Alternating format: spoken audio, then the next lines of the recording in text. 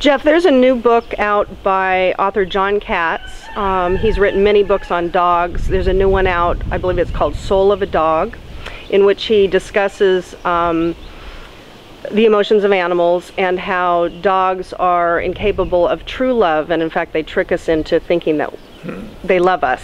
Yes. So I'm wondering if you have a comment. Yes, I do. I mean, I've read many of his books and I find them excellent. I haven't read the latest one, but I have read an interview with him about his position. I think he's reviving Stephen Budiansky's point which he made in his book, The Truth About Dogs, with which I, as you can imagine, strongly disagree, and I think most people who live with dogs would strongly disagree with this as well. I think dogs, in fact, probably express love more directly, especially love for another species, than any other animal on this planet, with the exception of humans.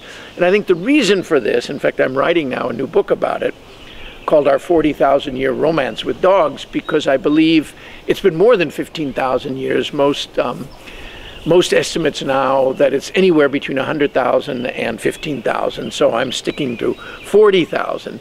But we've been together with dogs longer than with any other creature on Earth, and I think that's given us a special capacity for understanding one another, and I think we've developed in tandem certain abilities which other animals don't have. In the wild, two species generally don't make friends.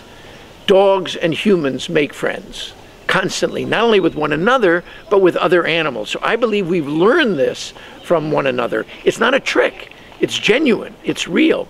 We actually feel, as you well know, anybody listening to this knows, what they feel for other species, whether it's cats or parrots or dogs, is genuine. It's real love. And the love we get back, especially from dogs, is every bit as real. I don't see how you could possibly deny that. You see it in their eyes, you see it in their tails. How could they possibly have learned to deceive us to this point? I think it's simply false. And I think most canid specialists, people who work with the various kinds of dog and dog-like animals, would agree. I asked Mark Bekoff this very question a few days ago. We were at a conference together, and he said it's absolutely false. It is true love.